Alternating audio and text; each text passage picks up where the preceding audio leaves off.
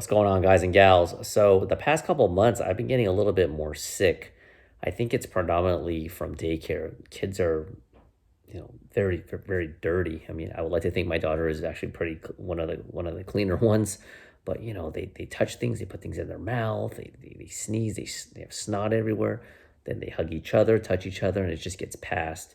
And I think it was October, I got a little bit sick. And then also recently I got sick again, but I recovered. I had this really bad, just the cough was the worst. In October, it was the sore throat. But this video isn't predominantly about me just talking about my ailments. But what I want to focus in this video is whenever I get sick, and I had to call in sick a couple of days, a couple of weeks ago, 2 or 3 weeks ago, the first thing a person will say, and they have always good intentions, is, "Oh, did you get?" And I'm just gonna say, I already got one channel warning. Whatever, it's so stupid. I'm gonna call it the C. The C word. 20 minus 1, right? 19.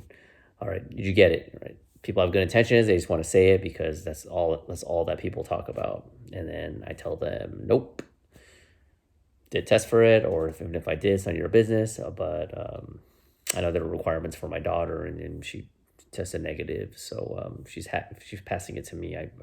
Chances are me having it are slim to none. But anyways, that's the first thing that everyone asks. I hear overhear conversations of people saying, "Oh, I got a little bit sniffle. I got this. I got that." The person will ask, "Well, did you test? Did you test positive? Did you test? Did you test? Did you test?"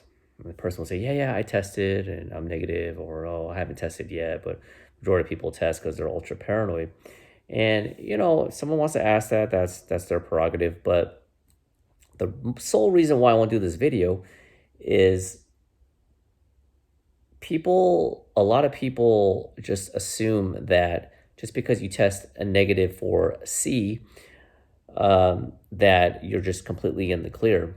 And I'm not here to instill unwanted fear to you guys and gals. You guys know that if you follow my channel for a while, you know that I'm a realist, because there's enough of that fear porn from the media, et cetera, et cetera. So I'm not here to do that, but I'm more of a realist. But just because you test negative for the C, it doesn't mean you're just in the clear. And I do blame the media and the CDC and all the corrupt alphabet agencies for this, but during this past couple of years, it's like everything else doesn't exist. All of a sudden, it's just about the C. It kind of annoys me. It's very short-sighted, and I could see how some people, I don't want to blame them for it, but some of you guys and gals have to wake up. I don't mean to sound crude. I don't mean to sound, um, um, I don't want to sugarcoat it, but wouldn't you rather have a honest, real talk about it? I mean, there's tuberculosis, there's pneumonia, and if you have comorbidities, I mean, people are dying. Heart disease is always the number one killer, followed by cancer. Diabetes, type 1, type 2. I already said tuberculosis. TB, I already said that. Pneumonia, I already said that. Different types of strains of the flu. Years ago, I don't know if I talked about it, but I got the Coxsackie 16 virus. That's the hand and mouth one. That's the one for kids, touch their hand, they put it in their face, hand to mouth. I got that one. That kicked me in the ass. That was like the worst one I got. It was so bad that I went to the urgent care because I thought I had strep throat. I was hoping that I would get strep throat so they give me antibiotics, but it was just a bacteria, and they just said you have to write it out. So what I'm saying is, okay, you test negative, cool.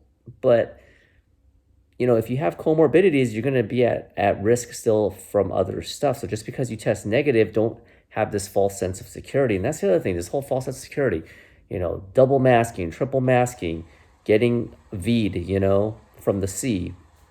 It's like, there are other ailments out there. So I'm not here to try to scare you. I'm not here to lecture you guys and gals, because I know you guys are smart.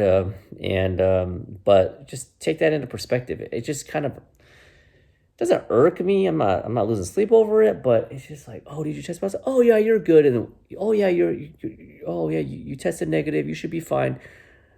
Well, Not to get into my personal business, but I didn't get it, and I was still like feeling like crap. Like I was coughing for a long time. It did not feel good. I had these uncontrollable coughs for it would last like 1 or 2 minutes to the point where during work I had to step away, go to the bathroom, and just keep coughing, coughing, coughing. And I didn't test positive. I had something else. I don't know what it was. There's a lot of different strains of the flu. That's why at most the flu shot in general is only 40% efficacy. Did you know that? On a my numbers might be a couple percentage points off, but on average about 40%. It's less than a coin flip. That's why people still get the cold. That's why people still get the flu. That's why some people still get the C, but there's different reasons for that, even if you're double V'd, but whatever, that's for another discussion.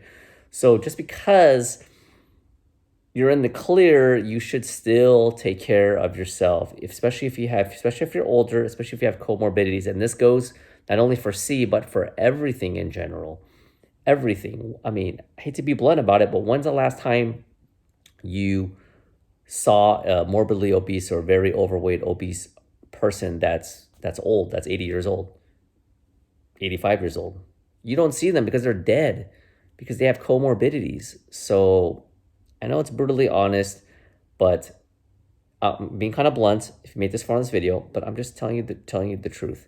So test negative, cool, but still continue to practice, you know, good health, all right?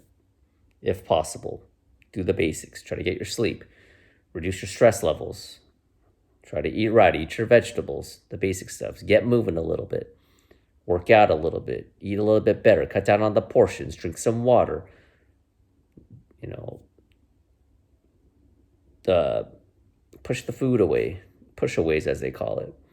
So that's it. That's my time. Thanks for watching. Talk to you later. Bye.